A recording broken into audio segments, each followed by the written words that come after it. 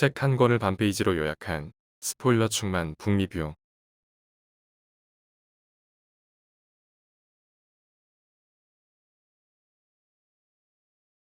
조니 톰슨의 필로소피 랩.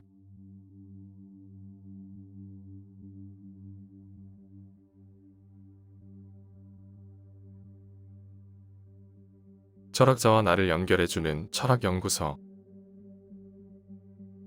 철학에는 뭔가 사람을 질리게 하는 분위기가 있습니다.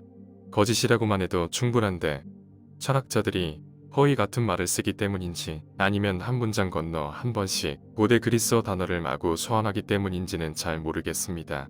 하지만 철학은 꼭 그런 식일 필요가 없고 그것이 바로 제가 이 책을 쓴 이유입니다. 철학은 공감이 가야 하고 실용적이어야 하고 읽기 쉽고 다가가기 쉬워야 합니다. 하지만 무엇보다도 재미있어야 하죠. 이 책은 사실 학생들과 나눈 대화로 시작되었습니다. 그들이 고민하는 그날의 주제들이 신기하게도 우리가 함께 공부하는 철학과도 긴밀하게 연결된다는 느낌을 받으면서부터죠. 그래서 이해할 수 있고 마음에 와닿는 방식으로 철학 개념을 설명하는 책을 쓰고자 했습니다. 길고 거창하고 난해한 단어를 절대 쓰지 않겠다는 약속은 드릴 수 없지만 꼭 써야 한다면 그 페이지가 끝나기 전에 잘 풀어서 설명할 예정입니다. 이 책은 플라톤, 데카르트, 보부아르 같은 철학자들의 이름은 들어봤으나 이들의 사상이 무엇인지 확실히는 알지 못하는 분들을 위한 책입니다. 읽고 나서 오히려 머리가 더 복잡해지는 두꺼운 철학책을 뒤적거리지 않고도 구조주의나 현상학, 실존주의가 정확히 뭔지 알고 싶은 분들을 위한 책이기도 하죠. 이 책이 철학을 고고한 상아탑에서 거실로, 카페로, 퉁근 버스 안으로 다시 데려다 주기를 바랍니다. 칸트, 남들도 똑같이 한다면 세상 모든 사람이 당신과 똑같이 행동한다면 어떨까요? 그 세상은 선하고 상냥하고 행복할까요? 아니면 당신조차 살기 싫은 곳일까요? 당신의 사소한 행동 하나하나가 인류 전체의 규범이 된다면 어떨까요? 그 사실은 당신의 행동 방식에 어떤 영향을 미칠까요? 19세기 독일 철학자 이마누엘 칸트가 정언명령이란 개념을 내놓은 배경에는 바로 이러한 생각이 있었습니다. 칸트는 이런 말도 했습니다. 나를 경외감으로 꽉 채우는 두 가지는 내 머리 위에 별이 총총한 하늘과 내 마음속 도덕률이다. 그는 모든 인간의 내면에 절대적 도덕성이 존재하며 누구에게나 이 도덕성을 드러낼 능력과 특권이 있다고 믿었습니다. 또한 이 도덕률에 접근하는 방법은 인간의 놀라운 특성인 이성뿐이라고 했죠. 즉, 도덕적 인간이 되려면 이성을 사용해야 한다는 뜻입니다. 칸트의 말에 따르면 인간의 이성은 살아가며 지킬 준칙을 가르내는 역할을 합니다. 어떤 상황에서든 우리에게 몇 가지 준칙이 제시되고 도덕적 주체인 우리는 어느 것을 따를지 결정해야 하죠. 적절히 활용되기만 하면 이성은 이 여러 도덕적 선택 가운데 명령, 즉 우리의 의무가 무엇인지를 알려줍니다. 이성으로 이 선택을 해내는 데는 세 가지 방법이 있지만 가장 잘 알려진 것은 첫 번째 방법입니다. 보편화 가능성이라는 말장난으로 지어낸 단어로 보일 만큼 긴 이름으로 불리죠. 기본적으로 이 방법은 스스로 이렇게 질문하는 것입니다. 남들도 다 똑같이 한다면 어떻게 될까? 못마땅한 듯 혀를 차는 온 세상 부모의 목소리와 비슷하죠. 원한다면 거짓말해도 된다.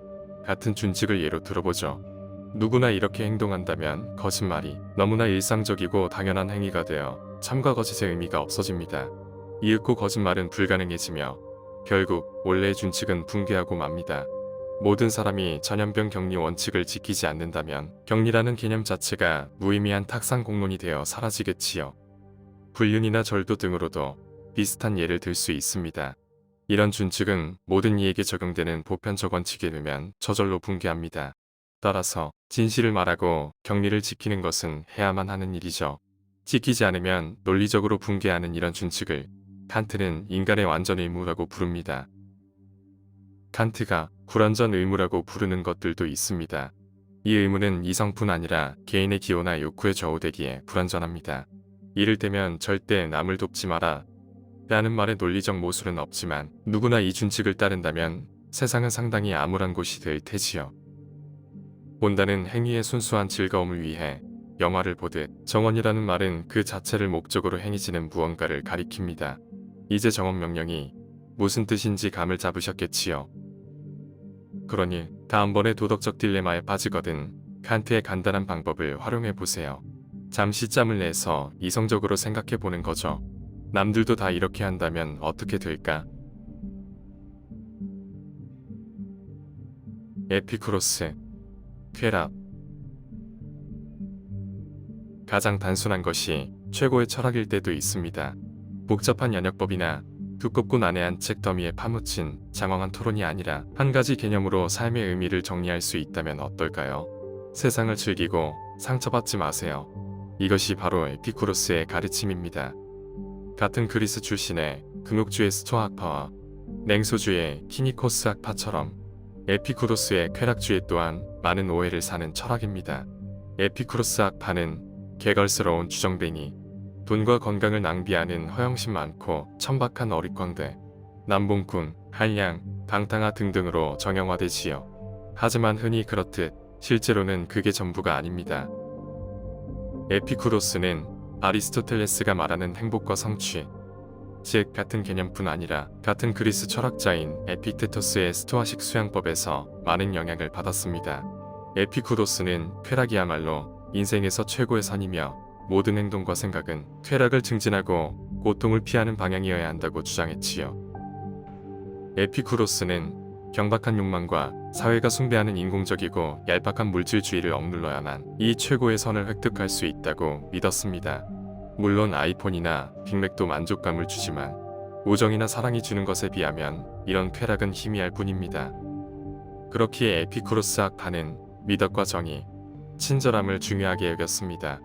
이타주의란 모두에게 이득이 되므로 쾌락주의자는 주는 만큼 받는다는 관점에서 타인을 배려하죠. 친절과 사랑이 넘치는 세상에서 사는 것보다 더 즐거운 삶은 없으니까요. 일종의 이기적, 업보관리인 셈입니다. 절제와 후미를 중시하는 에피쿠로스 학파의 태도는 오늘날 쾌락주의를 바라보는 우리의 관점과 상당한 거리가 있습니다.